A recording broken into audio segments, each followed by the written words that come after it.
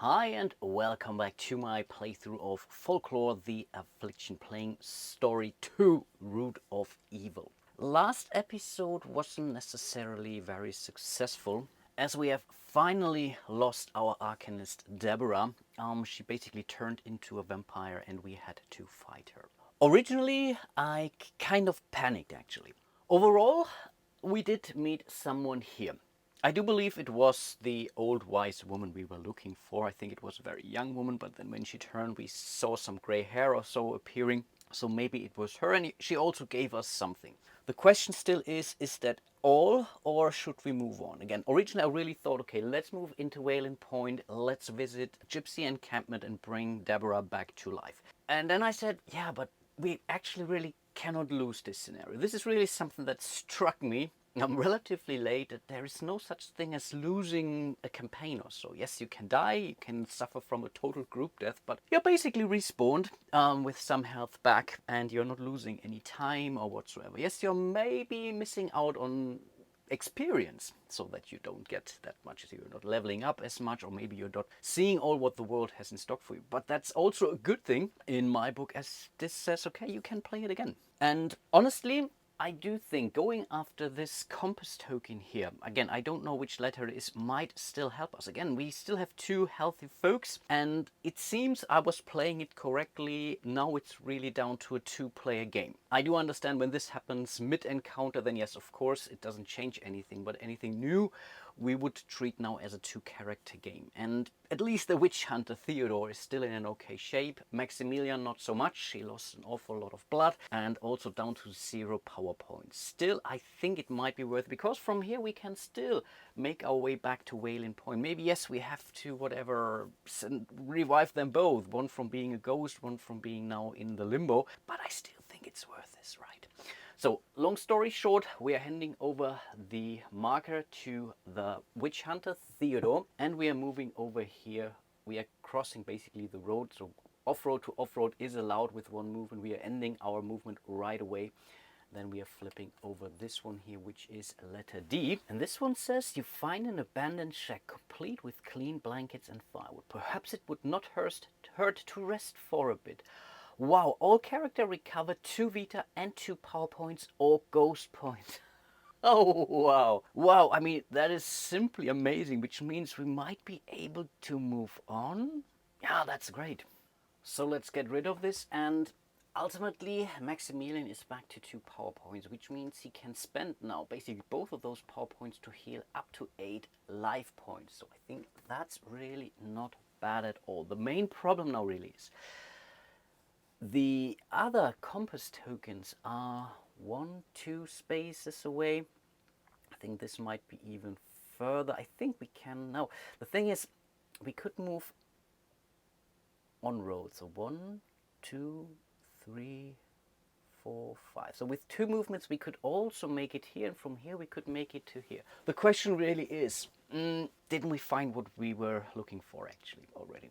And it's really tough. It's really tough. But I guess I will now really stop here. The one thing I believe we still have to do is to draw our off-road event. It seems I also played this one right, at least, that you still, unless you're being told not to draw a card, then I think we will have to do that. So yeah, let's see what we get. And that's Puppet. Traveling across the land, I came across a straw doll. Thinking nothing of it, I moved away and heard the whisper of a child's voice. At first soft, it grew more demanding with every step until it drowned out all thoughts from my own head. Fighting for sanity, I turned back, and immediately the voice became sweet and placating. Before I could move towards it, a shepherd blocked my path and said, I don't recommend that. We had to make a choice. Heed the words of the shepherd named Peter and continue on your path away from the door. You know, if you ignore the siren's call, it will haunt you forever. Ignore the shepherd and approach the puppet. Now I'm really down to these 2, but we just got some more life, right? And we are really next to Wayland Point, and let's experience stuff, huh? Shall we?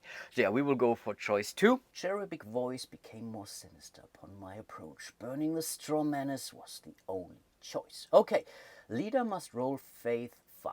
Okay, that's pretty cool. He has a +1 and we get a +1 from our Aurora here. So it's a +2 in total. So yeah, let's bring out our trusted dice tower.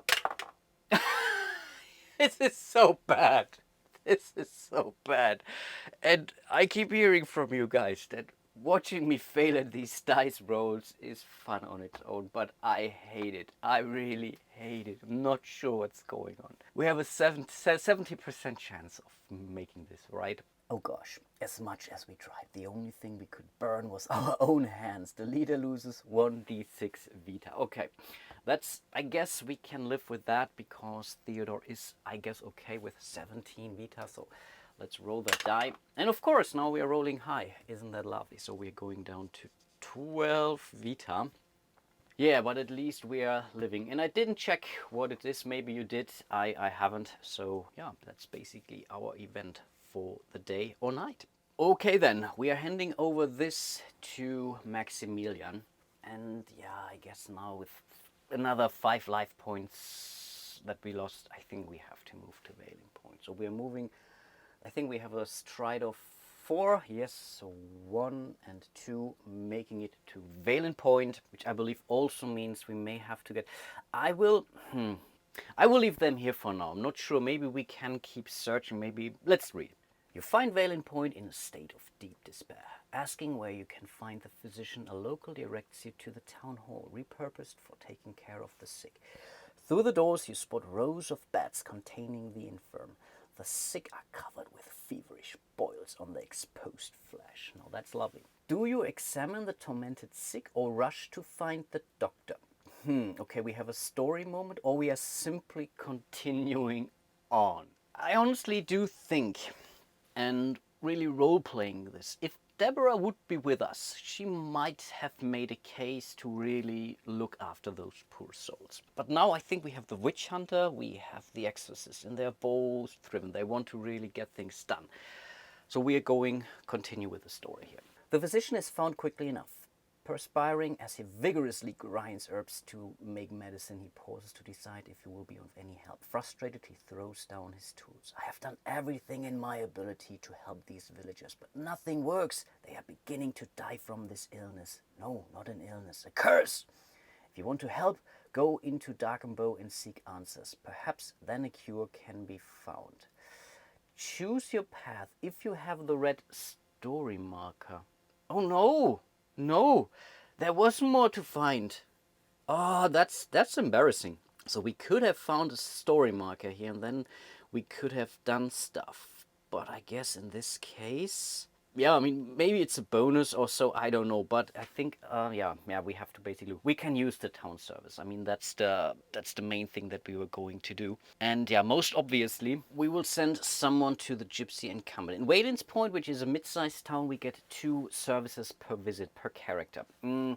I don't know if it really does make a difference, but in this case, I think maybe it's more the witch hunter than the exorcist who will deal with these, or with the Gypsy encampment. I guess we are doing this. So which means we are bringing the Arcanist back to life. So we are standing her up and we are drawing ourselves our tarot card, a random one. And from what I've learned, we are starting with full power points. So that's, I think, 5 only. So she was already at 4, but it's half her Vita, which is then, I guess, rounded up. So we are moving her to 10. Okay, she had 8, now at 10. But I think that's better than nothing. Let's see what tarot card she is getting. And that's the Fool. Pass nerve 8 at the start of each chapter or become deranged. So that's basically an ongoing troublemaker at the start of each chapter. I think we are not starting a chapter now. For now, I would say we are good, but the next time we are moving into a chapter, she has to do that. And I think, yeah, she at least gets a bonus, a +1 on her nerve, but I don't really know what deranged actually means. So let's have a look. Your mental control has been smashed, causing you to lose all focus. You cannot use abilities that require power points. You cannot use prayers or rituals. This is terrible! Are you kidding me? Wow, this is punishing. Oh, gosh. Okay, now I do know those tarot cards are awful. truly, truly awful. Then Theodore still has a wizard left, and I think he is at 85 gold coins or coins. So going now to the Tinker might make sense for him, because he could gain a Chain Vest for 70 or a Chain Link. He gets a +5 defense and absorption 1 against ranged attack, which would be a chest item. And I think that's what we are going to do. So we are spending 70, yeah, down to 15. I think now I have to bring out the extra equipment deck, and we'll hand it over to Theodore. Keyword military, I think he has those keywords. Yes, he does. +5 defense and absorption 1 against ranged attack. I mean, that's great. Really upping our defenses is so crucially important. I mean, he's now moving from 38 to 43. That's not bad, but I believe these were his 2 visits. And I'm not 100% sure if characters that basically were brought back to life, like Deborah here, are allowed to take actions in the city. This is something I feel we should also house rule to some extent, and say she's not getting those 2 visits. Might be terribly, terribly wrong on my behalf, but to me this feels really odd. It really does. Which means we are left with Maximilian. And again, if I'm completely wrong, let me know, and I may, whatever, try to correct this in a future video or so. But for now, I will keep it a little bit more punishing.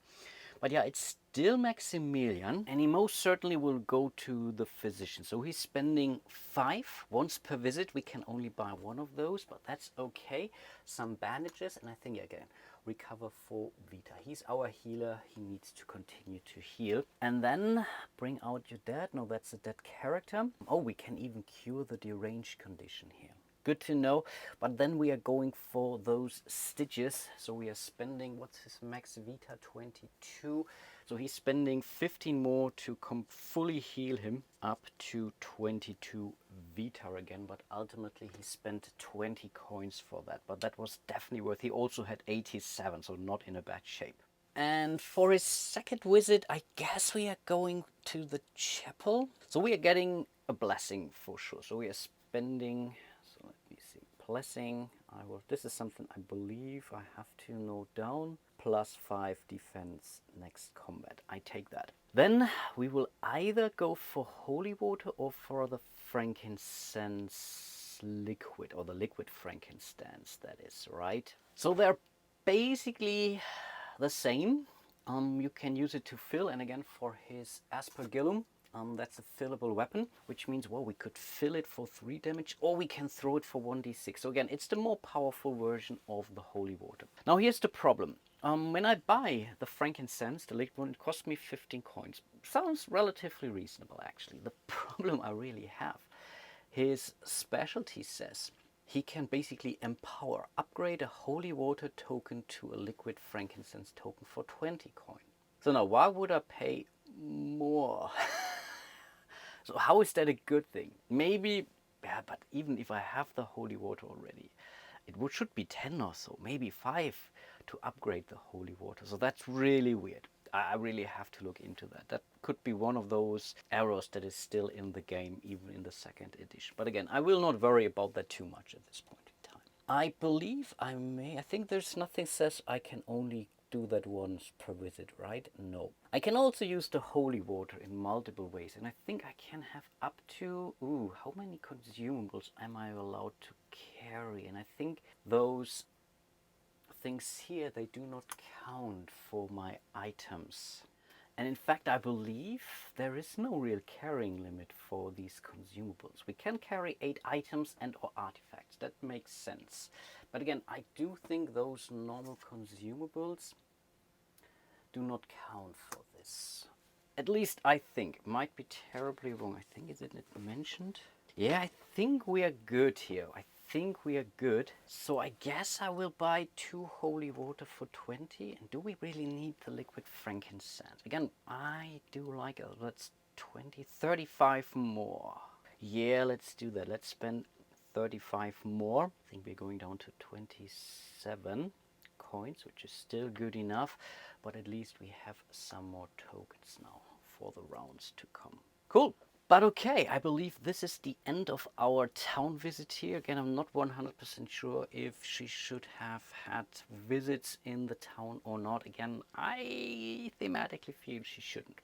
She has some money and she could have done stuff, but as she has her full PowerPoints back now anyway, yes, she could have gotten some stuff, some bandages, whatnot, but I think she was pretty much recovering.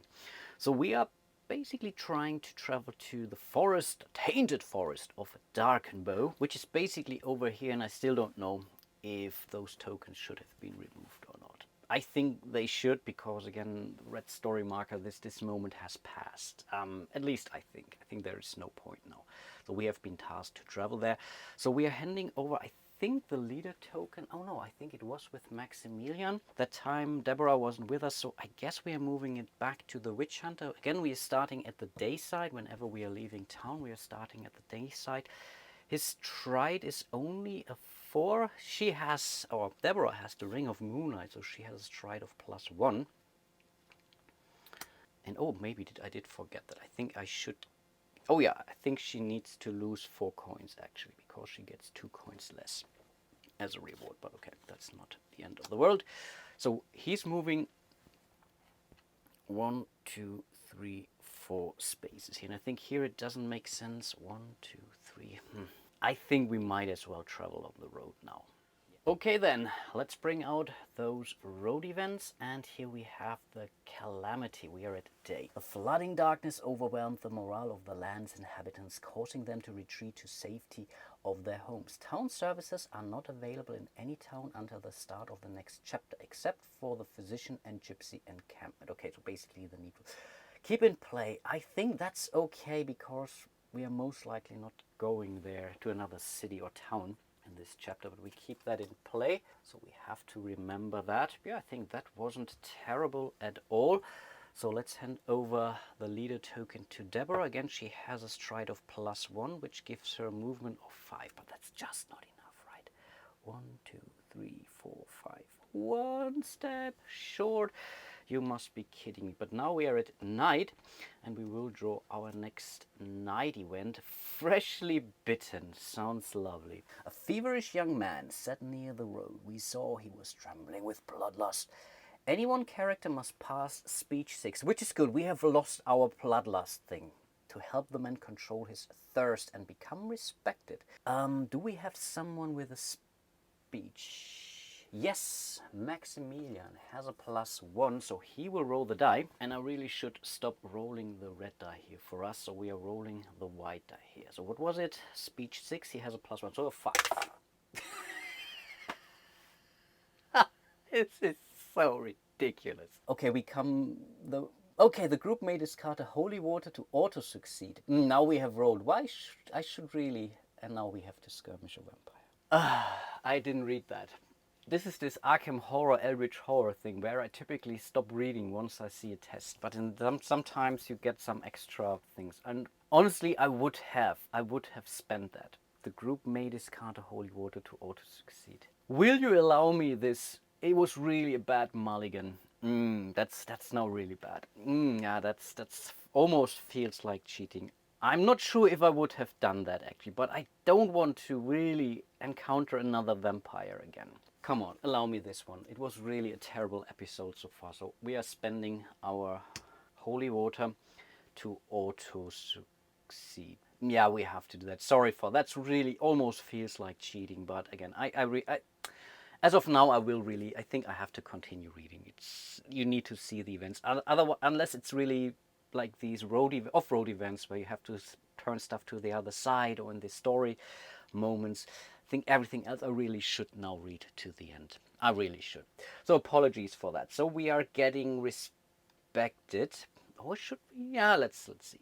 So I believe it was Maximilian who did that anyway, right? So he's now respected. You have proven your willingness to stand up for the downtrodden of this land. Gain +1 speech and +1 trickery. See the wanted condition on page 20 for more details. What has this to do with the wanted conditions? I think I have to do some more reading now. Well, that's cool. And yeah, it's quite obvious. The respected positive status cancels out the wanted condition. So it's similar to getting blessed or cursed in Arkham Horror. The other one is basically balancing out the other one. So if he gets wanted, he simply loses his respected condition. Nice. So we are moving back to Maximilian, handing over the leader token to the day side. But I believe it doesn't matter too much as we are simply moving into the forest of Darkenbow now, which says the Afflicted Forest. As you enter Darkenbow, you feel the prickling of an unearthly energy in the air. It calls to you, urging you forward, welcoming you to oblivion. You shake the disturbing feeling and wander deeper into the forest. There are signs of decay everywhere. You see that the trees have begun to grow in bizarre patterns like the runes of an ancient language, spelling out words of despair.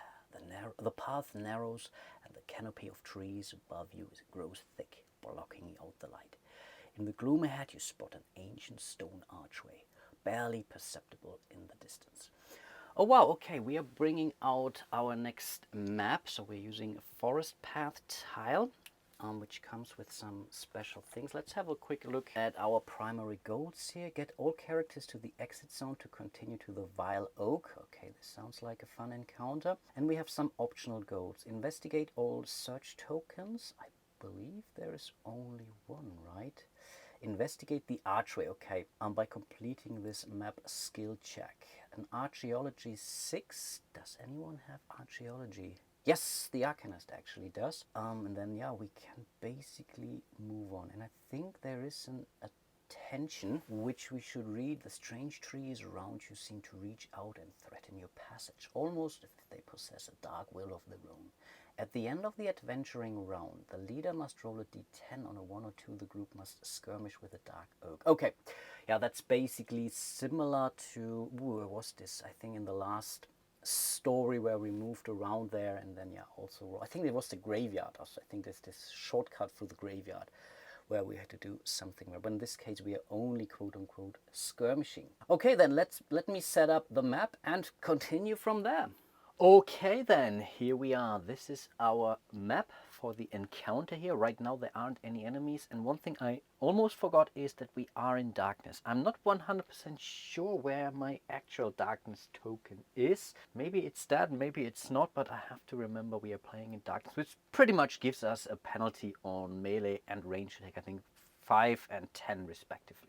So that's something I have to keep in mind. Right now there aren't any enemies out there. Here we have a search token where we could find an item. I think we have to roll an 8 to 10. On a 1 to 4, I believe we are getting hit by a snare, by a trap. And up here is an archway. We can also investigate and for a proper story moment, but we need to roll an archaeology test of 6, and I believe, yes, we already clarified that the Arcanist has a +1 Deborah. The Witch Hunter Theodore is the starting player in this instance. That's why I placed him at the front, and quite honestly, I may want, that's the question, I think we need her here actually, and the rest somewhere else, right? So maybe this is the starting zone here. Maybe let's start with Theodore here, but she's first anyway, so I think it doesn't really matter too much. And by the way, this is our exit zone up here, and we can leave the map when all the characters are there. Okay, let's get started. We will start with Theodore with a stride of 4. 1, 2, 3, 4. Or 4, let's keep him here for now. Yeah, why not? Sorry, then it's Deborah. She has to read to the Ring of Moonlight. She gets an extra movement. 1, 2, 3, 4, and 5. I think that's good.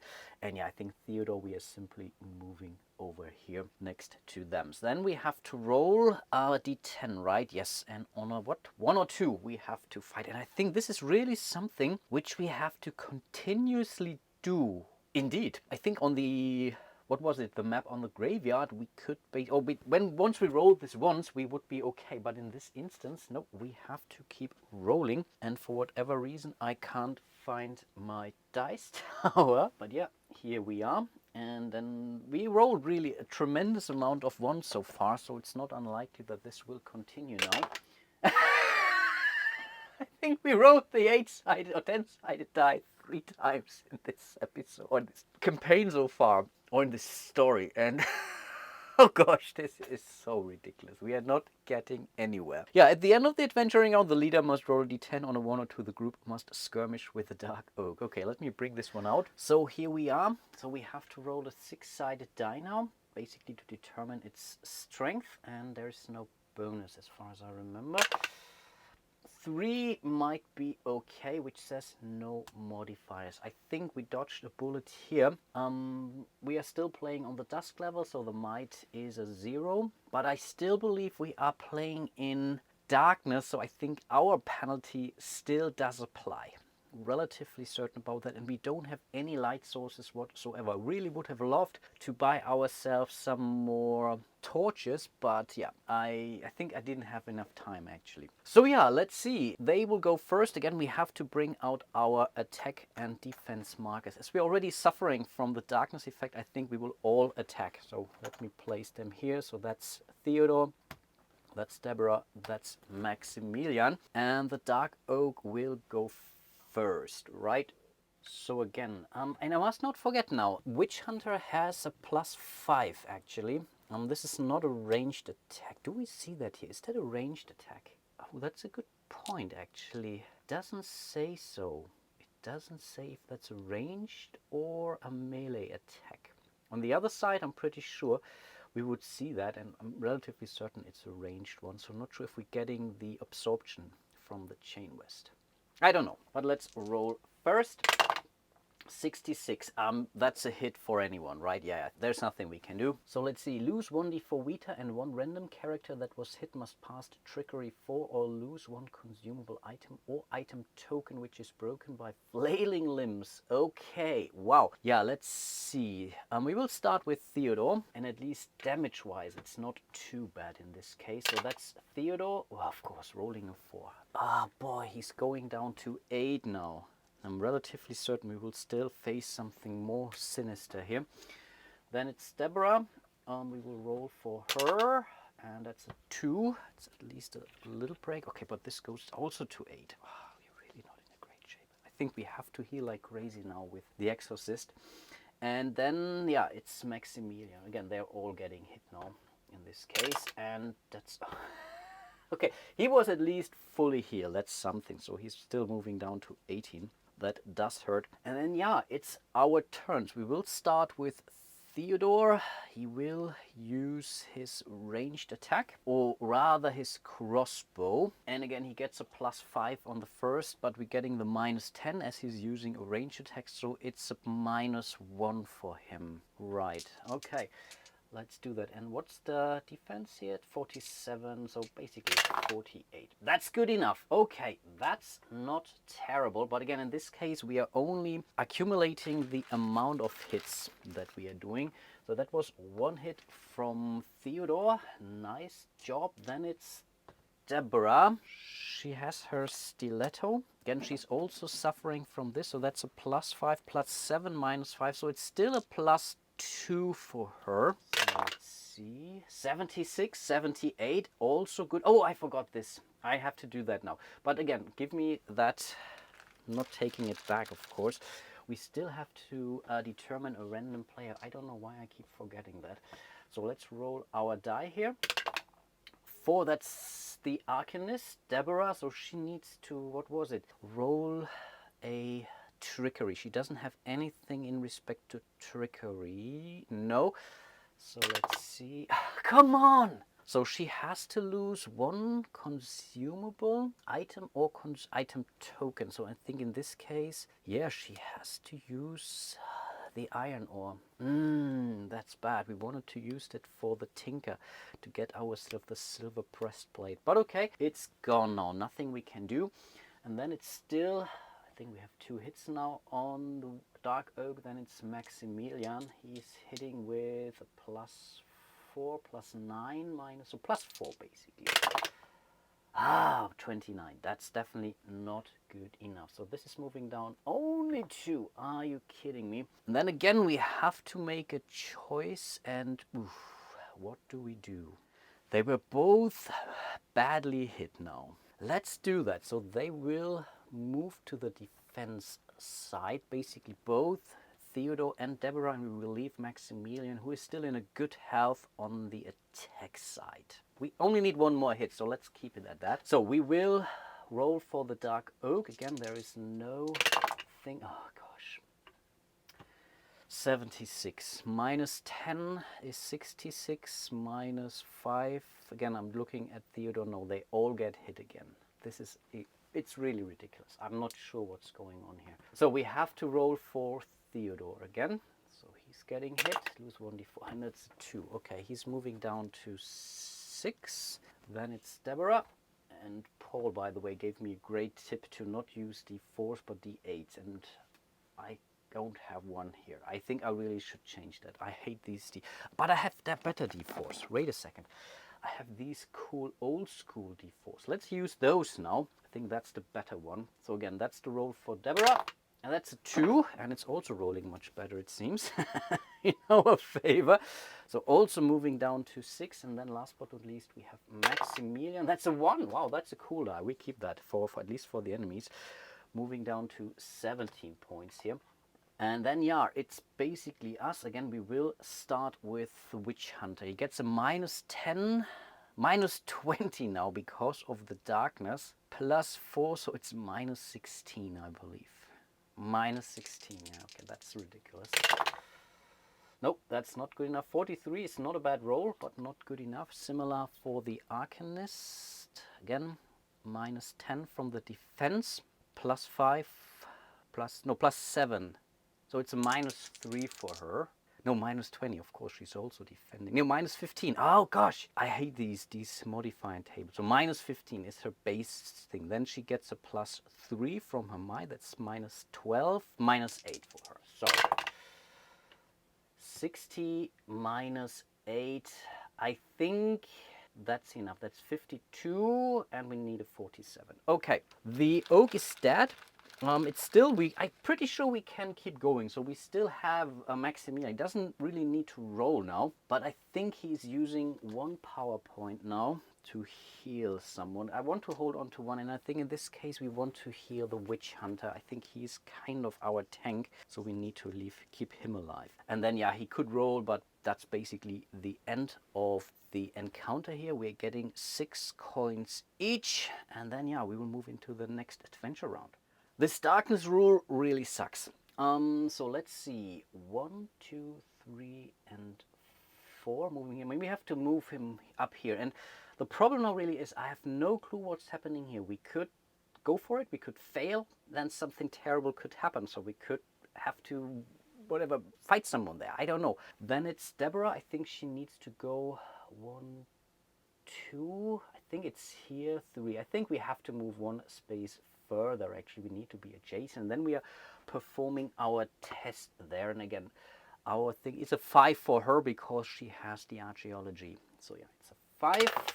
It's a 10. Okay, oof, I was really shocked for a second. So we were successful here. Realization comes upon you that it is an ancient incantation of significant power. You quickly scribe down the writings for safekeeping. Received 1 ritual. Now that's amazing. So let's see what we get. I shuffle it well. Really don't want to cheat here. And here we get Cloak of the Wind. Occult 7, which might be a problem because due to the Aurora we have a -1, but she gets a +2. So for her it's perfect actually. The power of the 4 winds fuels your movement. All characters become swift. I'm pretty sure that's a good thing. You are filled with a sense of urgency fueled by the desire to put a stop to the afflictions plaguing the land. Gain +1 stride and +5 defense. And I think these things we keep until the end of the entire story. So the sooner we use it, the better. But I think we can also hold on to this. We don't need to spend it right away. I mean, it's still one of our kind of actions for that round to cast these rituals. But yeah, I think that's pretty cool. Nice, nice, nice. But okay, we still have Maximilian. 1, 2, 3. Here's again these things. I think we can move through here. Because again, we are not dissecting here through this one here. I'm pretty sure this is free, so I guess we are allowed. We have to read the map in an intelligent way, and I think this would be allowed, but I guess ultimately it's also not that big of a deal. Okay, then we have to roll for the environment, and we keep rolling. Those wild oaks can come back. And that's a 3. I think we are okay. Only 1 and 2 would matter in this case. Cool. Then moving back to the next round. And I really do like this adventuring mode too, actually. It's really great. And having these very swift encounters, these skirmishes. Again, I really very much enjoy those skirmishes. They're very nicely done. So let's see. It's now Theodore. 1, 2, 3, and 4. I think we can have him search right away, but we are not using the red die for that. No. We are using a white die. And again, we are hoping for an 8 to a 10. We don't get any bonuses. No, I don't think so. That's a 6. I think a 6 is simply nothing. Indeed, that's the case. The search turns out to be a waste of time and nothing occurs. Okay, let's remove this token here. And then it's back to what Deborah is next. Exactly. She has a 5, so that's good. 1, 2, 3, 4, and 5 over here. And last but not least, we are dealing with Maximilian. 1, 2, 3. I think here we cannot move through that here. 3. We can move on here. 4. Let's leave it like this. Again, we have to roll. That's a 4. That's not bad. Let's remove that, and then I think right now we only have to keep moving, right? So 1, 2, 3, 4. 1, 2, 3, 4, 5. 1, 2, 3, 4. Then again, we have to roll. 6. We are good. 1, 2, 3, 4. 1, 2, 3, 4. Come on. 1, 2, 3, 4. Theory she could move 5. Oh no, she would be first actually. I think it's rather like this, but ultimately it doesn't change a whole lot. We have to roll anyway. And that's a 9. We are good. So we are moving all to the exit zone and ending our encounter here. Nice! After hours stumbling in the dark, the trees begin to thin. The forest is silent, all signs of life seemingly extinguished. You enter a clearing enclosed by dead trees, stinking of decay. In the center of this cursed place looms a colossal oak tree whose canopy spreads beyond sight, shading the entire area. The branches of the monstrous tree begin to sway and a large crevice appears in the center of its trunk. Jagged bark fragments forming a mouth. You realize that this must be the affliction that is plaguing the forest with its foul curse. So already in basically chapter 1 of this story, we are encountering an affliction, which basically also says it here: encounter the Colossal Dark Oak affliction and 2 dark oaks. Yeah, we will also have a map down here. I will bring it out in a second. So here are the dark oaks. We are starting here, and our primary goal is pretty simple: defeat all foes. See the affliction encounter dialog box, of course, after the combat. Immediately read after the fight on page 13. Yeah, we will take care of that when we get there. Let me set up the map. Okay, and here we are. That's pretty brutal. This miniature is really, really massive. So this is the Colossal Dark Oak. I think that's the one we have to fight, right? Yeah, and these are the normal Dark Oaks. Still pretty big, much bigger than we are. This one doesn't move, but it can pretty much hit every space on the map, sheer to a giant size, and it receives 2 attacks per round. And yeah, they pretty much like we already encountered it during the skirmish. They have 22 health points. The Colossal Dark Oak has 44, defense of 55, and the Dark Oaks have 48. Now that's really a pretty massive thing. So we have to roll for the initiative, and I believe they get a +1 because an affliction is present. And this whole initiative thing, I do get it, but this can be really bad. So in this case, I may have really preferred if they would have done something like Mice and Mystics, where each individual figure, or at least enemy group, gets pretty much an initiative card, and then you have, let's say, it's going a little bit back and forth. Yes, there could also be instances where, yeah, I don't know, a group would be together, but still there is a chance. Losing initiative in a fight like this is massive. So it's winning it, of course, because then we can, pretty sure we will not take anyone out, but at least we can still take some precautionary action to whatever, heal someone, use stuff, I don't know. So really a lot that can go wrong actually with this one here. So let's roll that. White is us, red is them, they get a +1. And okay, in this case, long story short, I was really ranting for such a long time. In this case, we won it.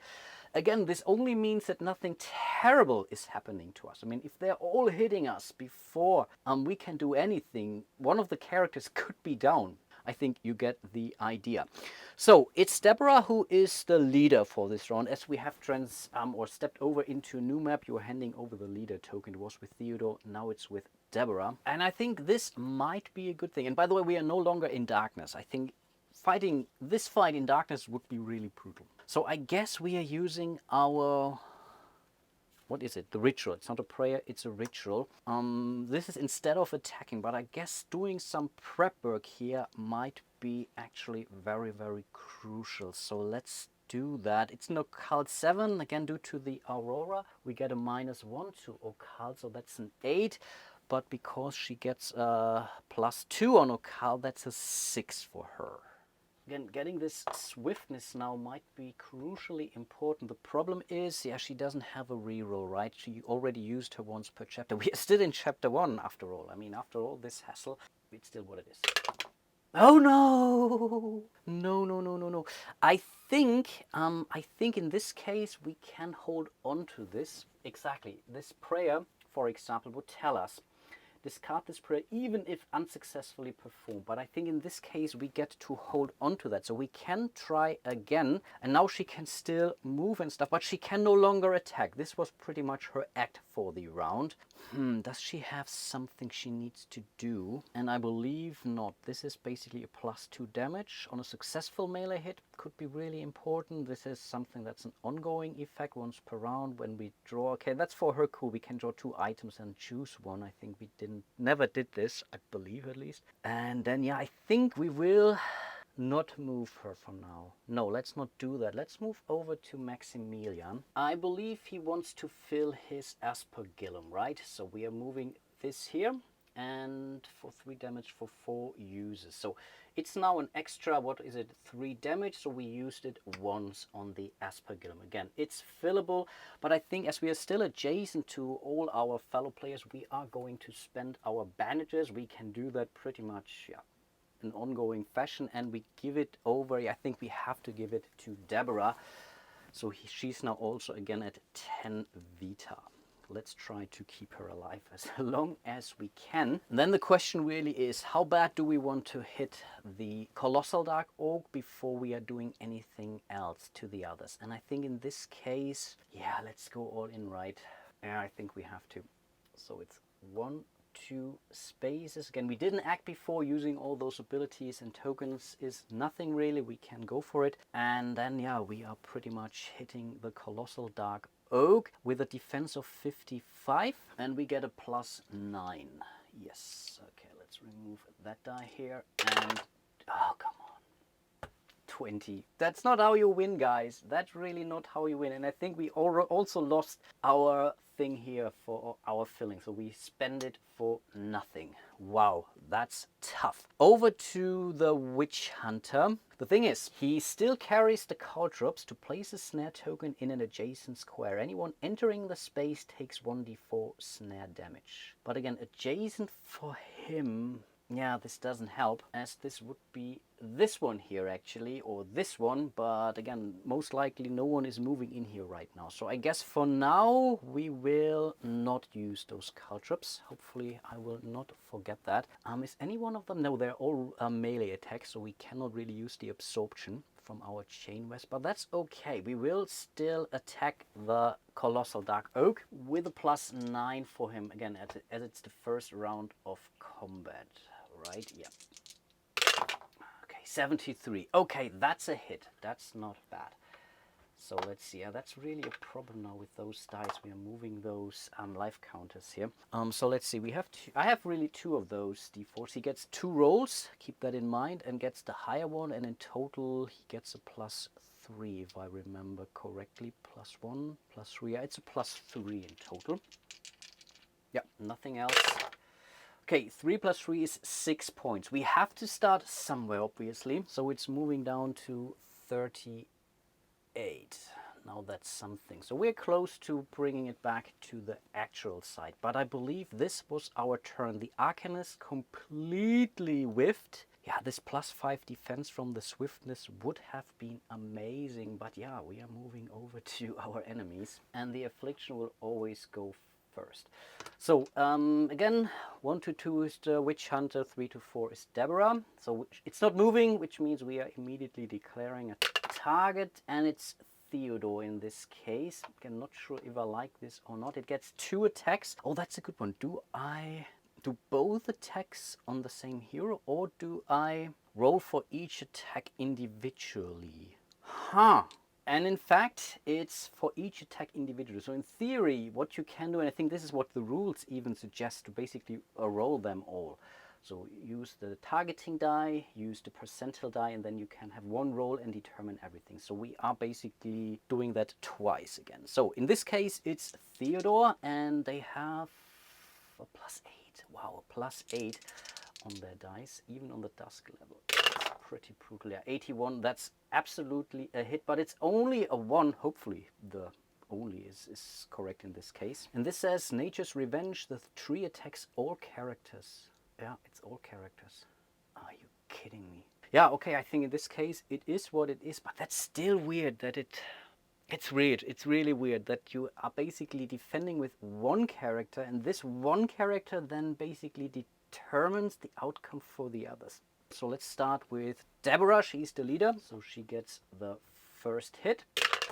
Of course it's a 4. Okay, she's moving down to 6, and she wasn't even attacked yet. Terrible stuff. Then it's Maximilian, a 3, so he's moving down to 14. It's really brutal combat.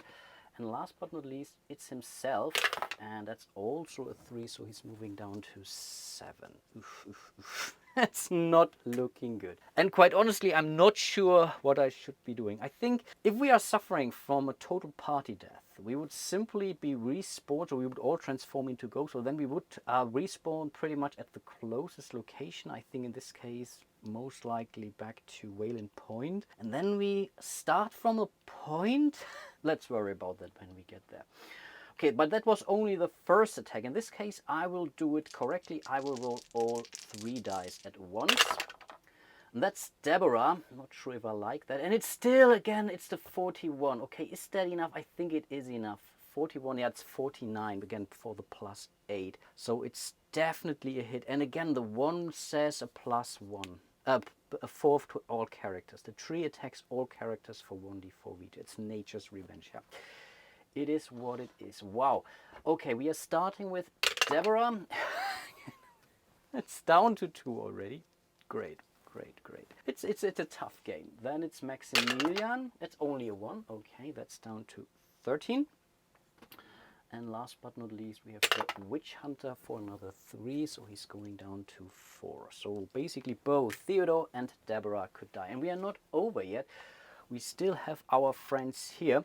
We will start here. This is for me the topmost one, by the way. So it's moving 1 space, always closest to the closest character.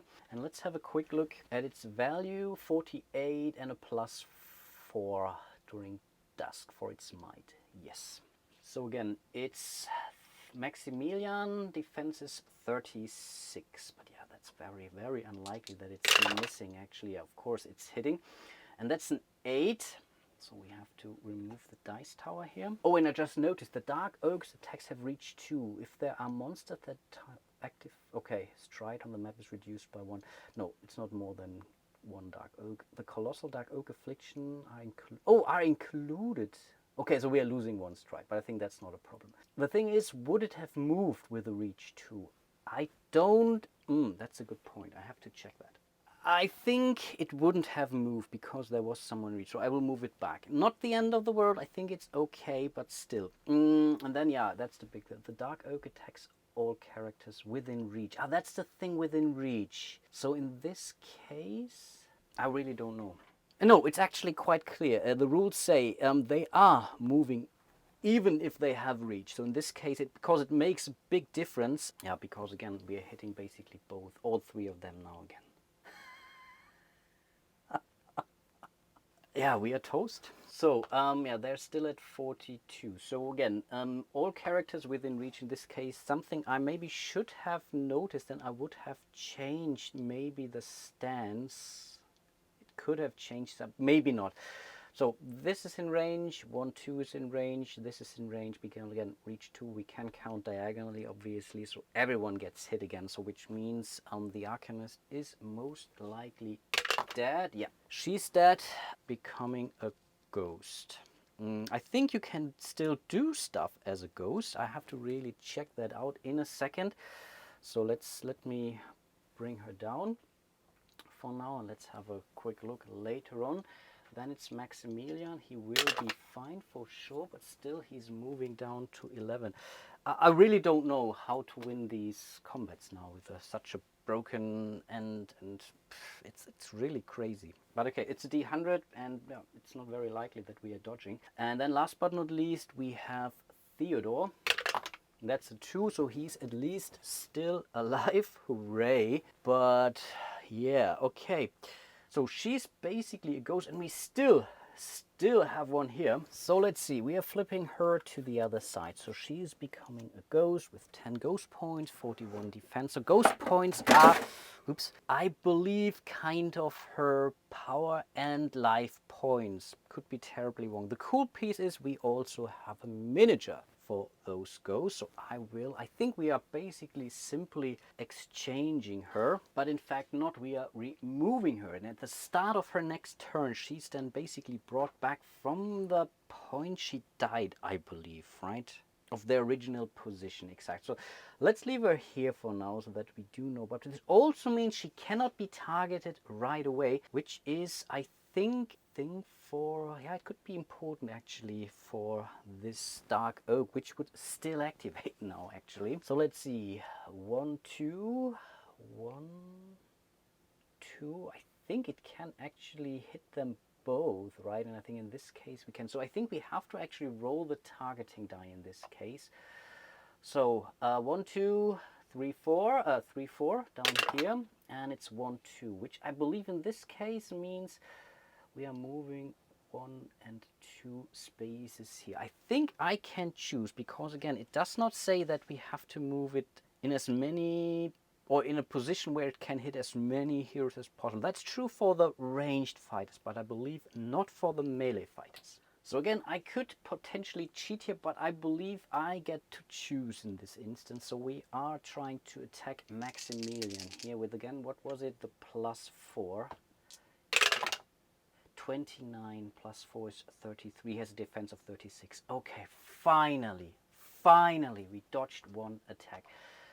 That was truly important, and I think then it's back to us actually. So we are starting in fact with her, and we can bring her back basically everywhere in line of sight. And I think in this instance, I think this one is actually here, we are bringing this, our ghost, back to her, and I think she can now also act however she would like. She can use her ghost power, so for example the energy drain, damage a foe for 2 vita. We can have the disruption, prevent the effects of coven rules until the end of your next turn. I don't really know what coven rules are, so I think we don't need it here.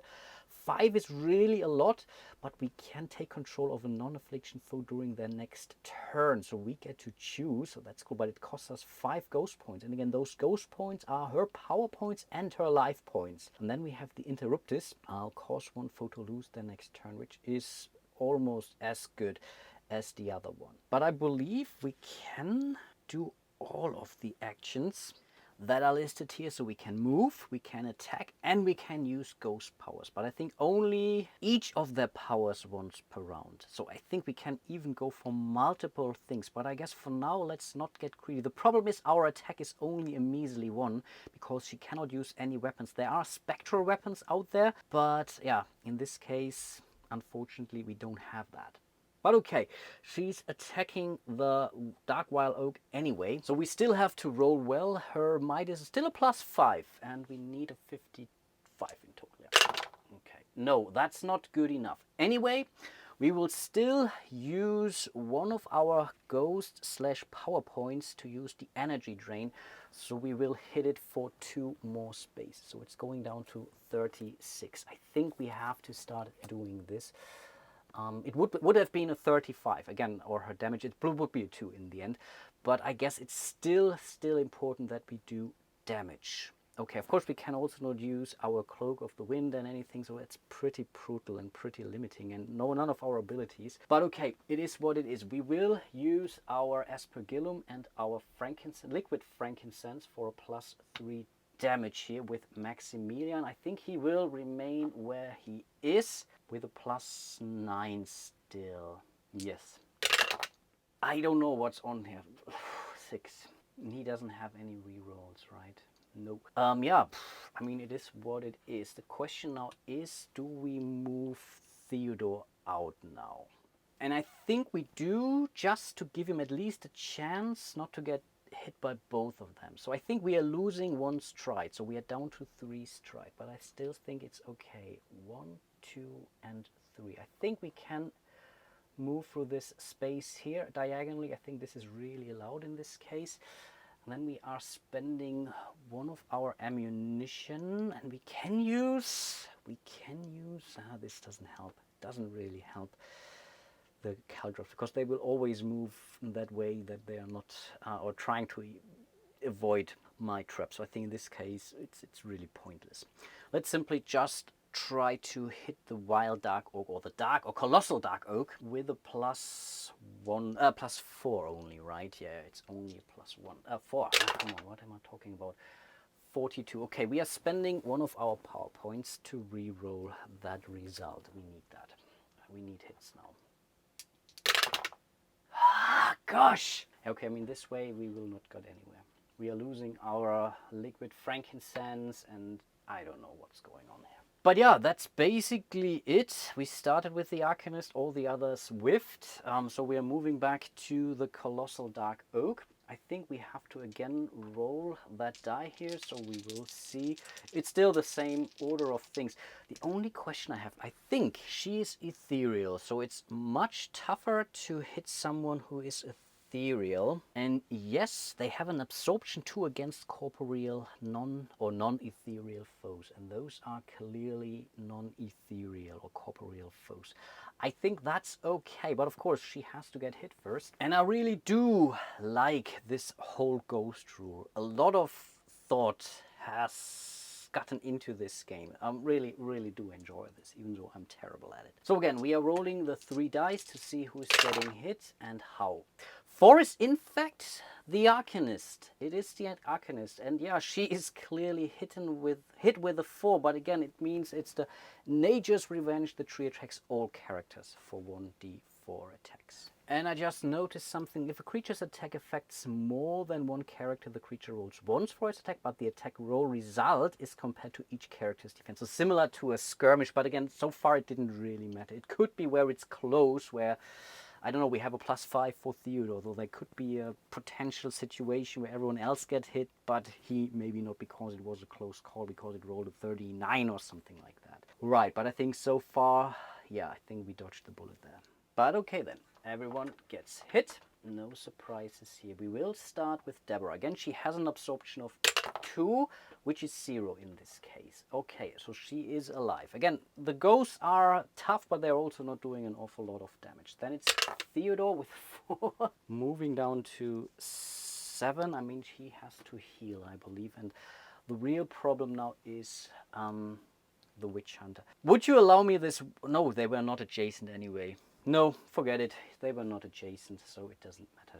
He could have not used his thing. On the other hand, he could have used... Oh, that's the one piece I maybe really forgot. So in this case, you may want to allow me this one mulligan, because I believe his focus, the Sanctifier, which we have chosen, allows him to consume holy water to heal 1d6 vita to you or your allies, divided as you choose, and we don't have to be adjacent. So again, allow me this one mulligan. We are consuming our holy water. We are rolling the die.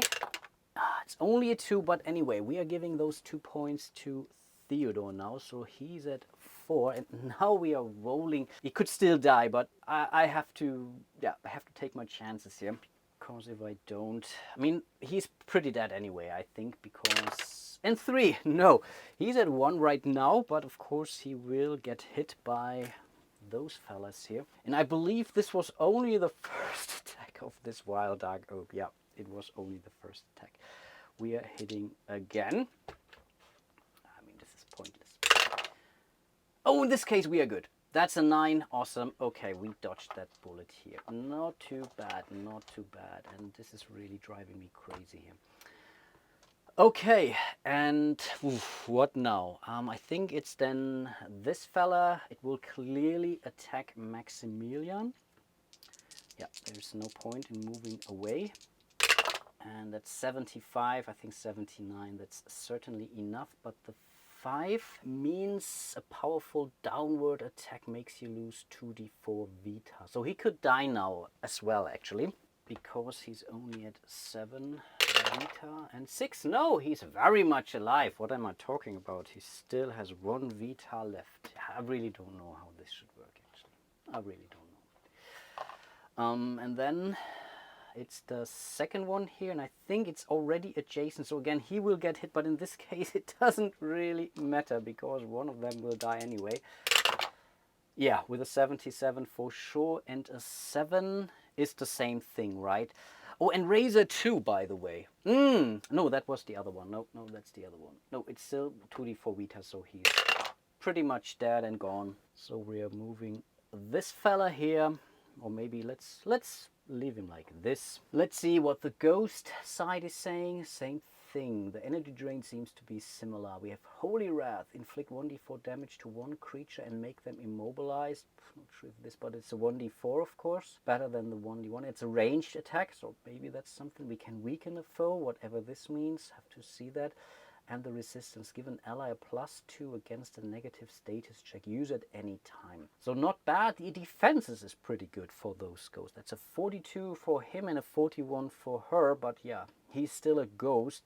Doesn't really do a whole lot of damage. But 3, also not terrible. But I believe those were all of our attacks. So again, we are moving back to Deborah. She will remain where she is. I mean, there's really no point, right? I mean, this could be now an endless dice battle. The only thing that really is in our favor is the absorption 2 we have. But again, as soon as he dies, and he will die relatively soon, we are in a tough spot. Okay, she will attack the Colossal Dark Oak with a 4. That's not enough. She will spend one of her ghost points, going down to 8 now in total. And with that, she does 2 more damage. So it's going down to 34. Not worth mentioning. Then it's, in fact, Maximilian. He will come back also in line of sight, so I think we will put him, oh oops, actually here, because again we cannot afford that Theodore is getting, because again if Theodore is getting hit we will lose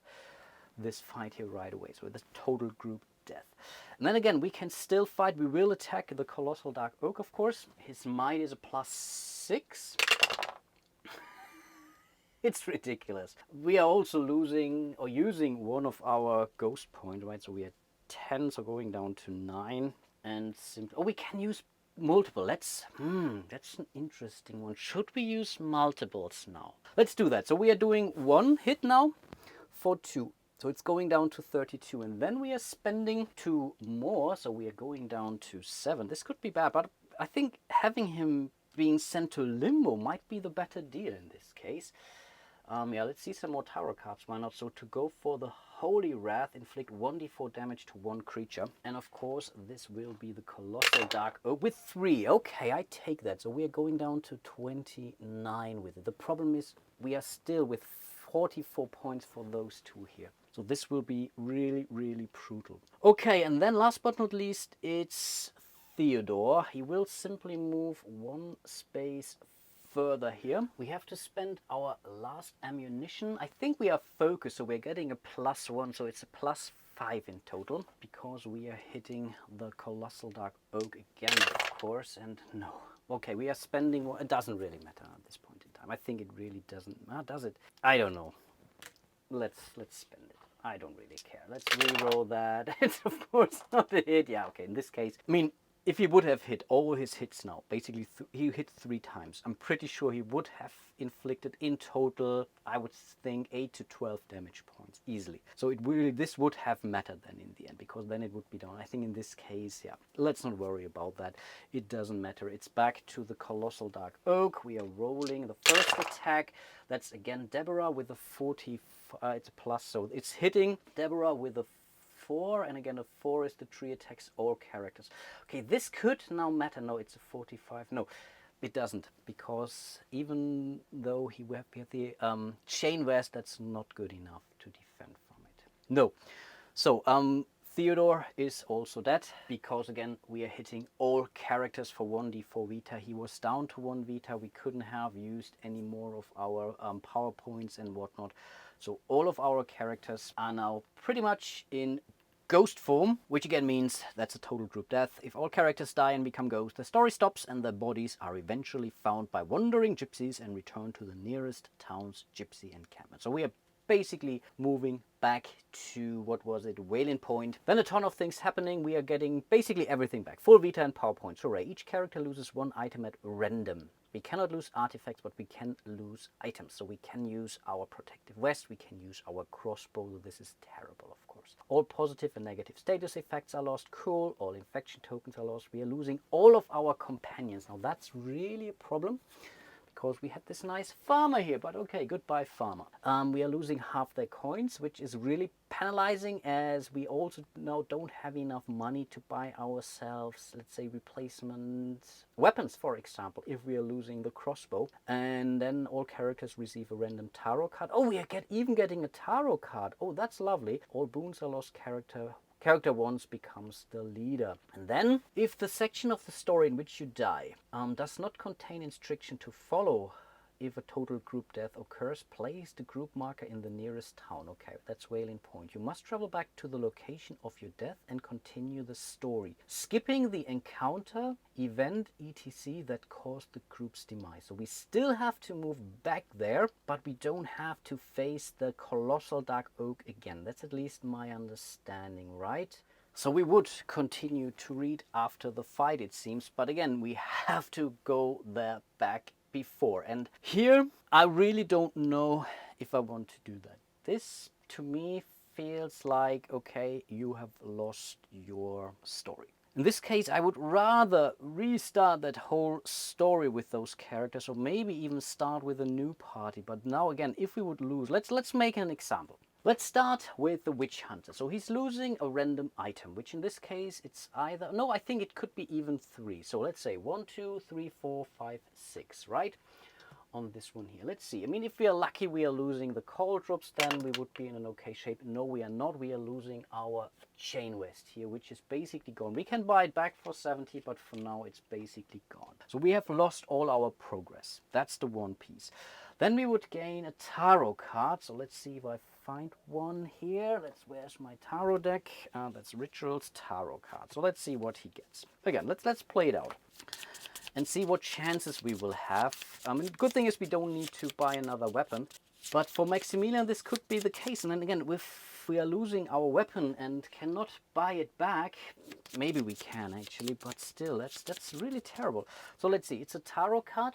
The Wheel of Fortune. Each ability costs 1 extra power point to use. Hooray! I mean, that's really great. So we can no longer really use our abilities as good. So for the Arcanist, it's a second card. So she will get the Empress. You have a maximum of 3 power points. Okay, hooray. On top of her Cloak of of the, what was it? No, what was the other one? The Fool, exactly. She had the Fool on top of this, so she can become deranged at the top of each chapter. The other problem that we have now is the calamity which we are still facing. Town services are not available in any town until the start of the next chapter. And right now we are still in chapter 1 and there is still more encounters to encounter. So we cannot even go to Wailing Point to prep ourselves a little bit better, getting some more items, bandages, torches, you name it. It's a mess. It's really a mess at this point in time due to the thing. So I was saying, okay, you cannot really lose, but in this case it's so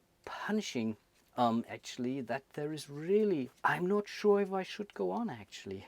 I'm really not sure.